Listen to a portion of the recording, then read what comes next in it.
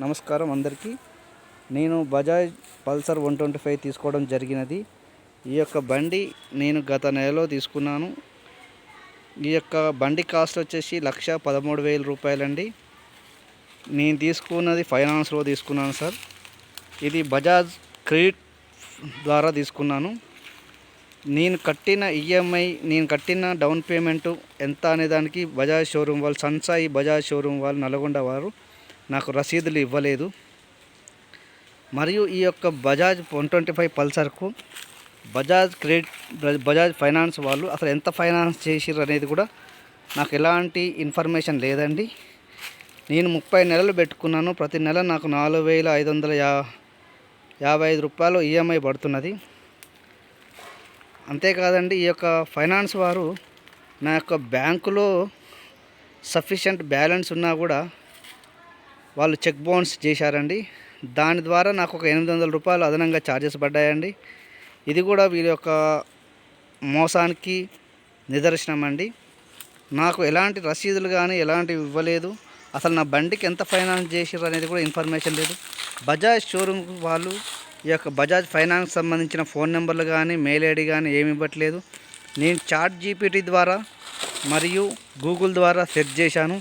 ఎక్కడ కూడా ఈ బజాజ్ క్రెడిట్కి సంబంధించిన ఫోన్ నెంబర్ కానీ మెయిల్ ఐడి కానీ దొరకట్లేదు. అంతేకాదు, నల్గొండల సెంట్రల్ కాంప్లెక్స్లో బజాజ్ ఫైనాన్స్ సంబంధించిన ఆఫీస్ ఉన్నది. అక్కడ పోయి అడిగితే మాకు సంబంధం లేదండి, ఇది వేరే ఫైనాన్స్ అండి, ఇది మా దగ్గర లేదండి మీ డేటా అని చెప్తున్నారు. నన్ను చాలా రకాలుగా ఇబ్బందులకు గురి చేస్తున్నారు బజాజ్ ఫైనాన్స్ వారు మరియు బజాజ్ షోరూమ్ వాళ్ళు. ఇద్దరు కలిసి నన్ను చాలా ఇబ్బందులకు గురి చేస్తున్నారు. ఇది ఒక మేజర్ సమస్య. అంతేకాదండి, ఇది 125cc బైక్. ఇది నాతోటి షోరూమ్ వాళ్ళు 60 కిలోమీటర్లు వస్తుంది అని చెప్పారు. 55 నుండి 65 కిలోమీటర్ల మైలేజ్ ఇస్తుందని చెప్పారండి షోరూమ్ వాళ్ళు. బండి కొనే ముందర నేను అడిగాను, ఎంత ఇస్తుంది సార్ ఏంది అని అడిగితే, సార్ ఇది 55 నుండి 60 కిలోమీటర్లు ఇస్తుంది సార్, మినిమం తక్కువ 50 కిలోమీటర్లు ఇస్తుంది సార్ అని చెప్పారు సార్. అది నమ్మి నేను బండి తీసుకున్నానండి. నేను బండి తీసుకున్నప్పటి నుండి ఇప్పటి వరకు చాలా 8,000 రూపాయల పెట్రోల్ పోపించానండి దగ్గర. ఇది 20 కంటే ఎక్కువ మైలేజ్ చేయట్లేదు. ఇప్పుడు నేను ఒక 1,600 కిలోమీటర్లు తిరిగానండి. ఈ యొక్క 1,600 కిలోమీటర్లకు నేను ఆల్రెడీ డైరీలో రాసి పెట్టానండి ఎంత అమౌంట్ ఏందనేది. నేను క్యాలిక్యులేషన్ చేయాలి సార్. ఇగో ఇది రికార్డు సార్. ఇది నా యొక్క ఓడోమీటర్కి సంబంధించిన మీటర్ సార్. రోజు ఎంత పోపించినా సరే రీఫ్యూయల్ అని అడుగుతున్నది. ఇప్పుడు కూడా బ్లింపింగ్ కొడుతున్నది. ఇంకో ఇక్కడ బ్లింక్ వస్తున్నది చూడండి. మీరు 2 లీటర్లు కొట్టించినా సరే రీఫ్యూయల్ అని వస్తున్నది. మైలేజ్ మాత్రం 25కి దాటట్లేదండి. షోరూమ్ వాళ్ళని కన్సల్ట్ అయితే 4 సర్వీసులు అయిపోవాలండి. 4 సర్వీసులు అయిపోతేనే మీకు మైలేజ్ అనేది వస్తుంది అంటున్నారు. 4 సర్వీసులు అయిపోవాలంటే దగ్గర చాలా కిలోమీటర్లు ఉన్నది. ఫస్ట్ సర్వీసింగ్ అయిపోయిందండి. సెకండ్ సర్వీస్ అయిపోవాలంటే 4,500 కిలోమీటర్లు తిరగాలి. ఈ లోపల నేను ఎన్ని పైసలు పెట్టి పెట్రోల్ పోయాలి మీరే చెప్పండి. ఇప్పటికి నా జేబులు బొక్కలు పడ్డాయి పెట్రోల్ పోయించలేక. వాళ్ళు చెప్పిన దానికి ఇక్కడ ఇచ్చే మైలేజ్కి ఏమాత్రం పొంతన లేదు సార్.